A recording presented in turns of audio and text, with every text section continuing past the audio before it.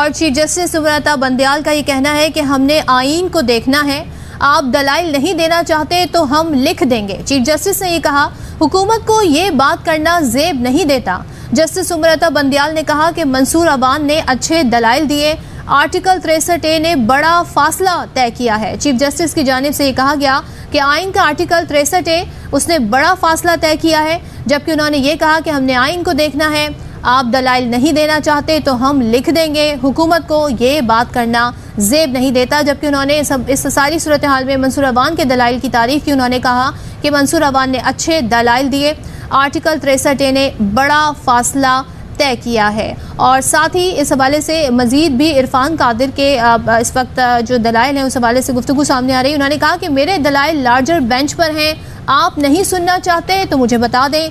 अली जफर ने जोर देकर कहा कि जनाब इस केस की समाअत करें, अवाम का एतमाद ही सारे निज़ाम की बुनियाद है। आजम नज़ीर तारड़ ने यह कहा, सुप्रीम कोर्ट के एक जज का केस सुप्रीम कोर्ट के 10 जजेस ने सुना। इरफान कादिर ने ये आगे से दलाइल दिए। उन्होंने कहा यहाँ एक शख्स नहीं बल्कि एक बड़े सूबे का मामला है। तो इरफान कादिर की जानिब से गुफ्तगू सामने आ रही है, और जिस पर चीफ जस्टिस सुब्रता बंदयाल ने यह भी कहा है कि हमने आइन को देखना है, हमने ज़मीर के मुताबिक और आइन के मुताबिक फैसले करना है। उन्होंने ये भी कहा कि आप दलाइल नहीं देना चाहते तो हम लिख देंगे, हुकूमत को ये बात करना जेब नहीं देता। जबकि इरफान कादिर कहते हैं कि मेरे दलाइल लार्जर बेंच पर हैं, आप नहीं सुनना चाहते तो मुझे बता दें। सुप्रीम कोर्ट के एक जज का केस सुप्रीम कोर्ट के 10 जजेस ने सुना। यहाँ एक शख्स नहीं बल्कि एक बड़े सूबे का मामला है।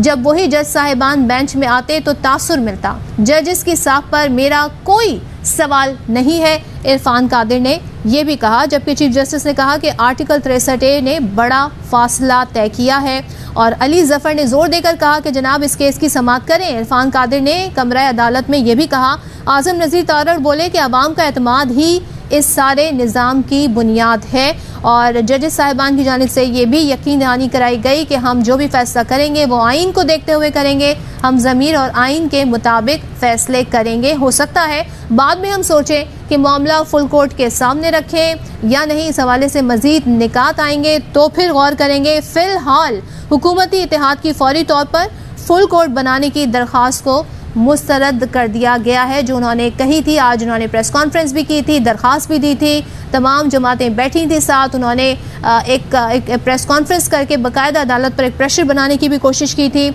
इस हवाले से सुप्रीम कोर्ट के बाहर भी PMLN के हमने रहनुमाओं की गुफ्तगू भी सुनी। तो अभी जो केस के हवाले से थोड़ी देर को वफ़ा आया, वफ़े से पहले बताया गया कि जजेस साहिबान मुशावरत करेंगे कि यही बेंच केस की समाअत करेगा या एक नया बेंच तश्कील दिया जाएगा। फिर वफ़ा आया और वफ़े के बाद अब ये बात सामने आई है कि डिप्टी स्पीकर रूलिंग केस हुकूमती इत्तेहाद की फौरी तौर पर फुल कोर्ट बनाने की दरख्वास्त मुस्तरद कर दी गई है। ये कहा गया है कि मजीद निकात आएंगे तो फिर इस मामले पर मजीद गौर किया जाएगा। अहम तरीन खबरें अब एक क्लिक की दूरी पर, आपके पसंदीदा टॉक शोज हों या अहम मुल्की या गैर मुल्की शख्सियात की न्यूज कॉन्फ्रेंसेस, हर लम्हा बाखबर रहने के लिए सब्सक्राइब करें हमारा YouTube चैनल। मौसम की सूरत हाल हो या खेल के मैदान से खबरें, अपने मोबाइल फोन से मुल्की और बैनुल अक़वामी अहम खबरों तक रसाई के लिए डाउनलोड कीजिए मोबाइल ऐप। बावसूख ज़राए से मुसद्दिका खबरों, तज्ज़ियों और तबसरों से मुस्तफ़ीद होने के लिए विजिट कीजिए पाकिस्तान की सबसे बड़ी न्यूज वेबसाइट www.arYnews.tv। इन सब के अलावा पाकिस्तान का सबसे बड़ा फेसबुक पेज हो, सबसे बड़ा न्यूज इंस्टाग्राम अकाउंट या फिर ट्विटर, ARY न्यूज पहुंचा रहा है खबरें सबसे पहले आप तक, ताकि आप रहें हर लम्हा बाखबर।